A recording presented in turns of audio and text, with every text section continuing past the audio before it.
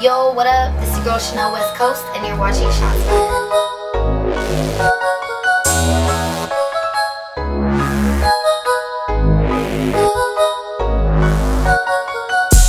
It's suicide, you and I. The more we try. So, when you first started rapping, was that seen as weird by a lot of people, like being a white girl from the Valley that were, you know, you just started rapping? There weren't that many white rappers. You were really scared to ask that question. I was terrified. Yeah, no, it definitely. She's bigger than she looks on the internet. She'll crush me.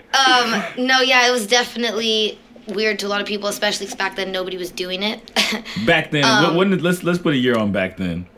I'm 25. I started rapping when I was 15, so I've been pursuing it for 10 years. And I actually, it's funny because a lot of people are like, oh, like, no, she just popped off because she's on TV or whatever. But, like, that was actually one of the biggest setbacks for my music career because as soon as you get on a reality show, even though it's not reality. You're on reality TV? That. Yeah, you didn't know that? Fuck no, I don't watch TV. Okay, like well, I'm on I watch Japanese anime in the news, all right? Okay. Well, I'm on 2 MTV shows, and they're not even technically reality, but once you're on a show... You're on Rob Dyrdek, right? Yeah, on Rob Dyrdek shows. Fantasy Factor, is that what it's called? So you skateboard? I know Rob Dyrdek. Yeah, I skateboard a little bit, okay, yeah. That's tight. But yeah, so once I was known as a reality star, people automatically are like, oh no, like it's a joke. Like, why are they trying to do music? What was the other show? I'm on Ridiculousness, which is actually still on. We just got picked up for another few seasons. It's like a clip show, kind of like a mix between America's Funniest Home Videos and Tosh.0. Yeah. Not as racist as Tosh.0, but not as clean as America's Funniest Home Videos. So people getting kicked in the nuts and like falling off. But not making racist comments. Yeah. Yeah. That's good. Is Tosh.0? I don't find that show funny at all. Is he racist? He's always like said a bunch of fucked up things in his stand-up. I don't know. It's not funny. People like I had homies will be like, dude, you have to watch this guy. I'm like, you're retarded, and I'm ending our friendship. He's low key. That's bro. That's like bro. He's like evil Dane Cook. Evil Dane Cook. Yeah, he's like if Dane Cook was just like, you know what? We just want to fucking make Dane Cook just like how scary. Tupac was evil Will Smith. Yeah, exactly, exactly the same thing. Yeah. So true. Yeah. It's really sad that they didn't get a battle for world supremacy. I mean, who do you think would have won in the battle for world supremacy? In terms of the movie, or Will Smith? Movie world.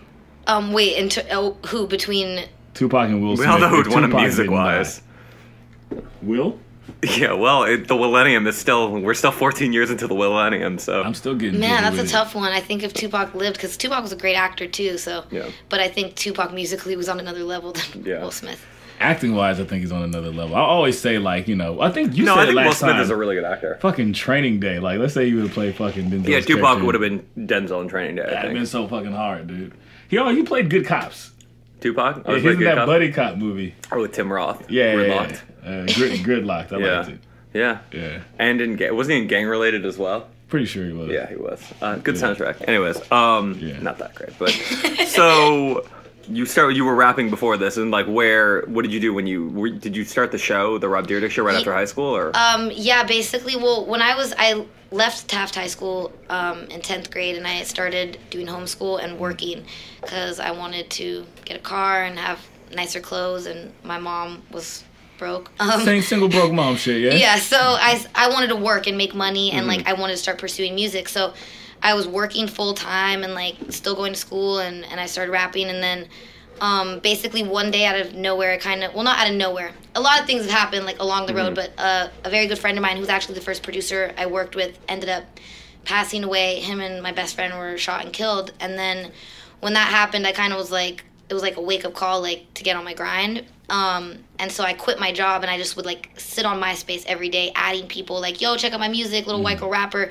And like I said back then, like there was no white girls trying to rap then, so it was very unique to say white girl rapper and see my picture next to it. So a lot of people would go to my page, and I started to get a lot of fans really fast, and I ended up meeting my boys Drama and Big Cat, who were on my show with me through MySpace, and then met Rob through them, and like I talked to Rob on MySpace. Basically, I met Rob through MySpace, but he had heard about me first, like, oh, you got to meet this little white girl rapper, like we kick it with, da-da-da.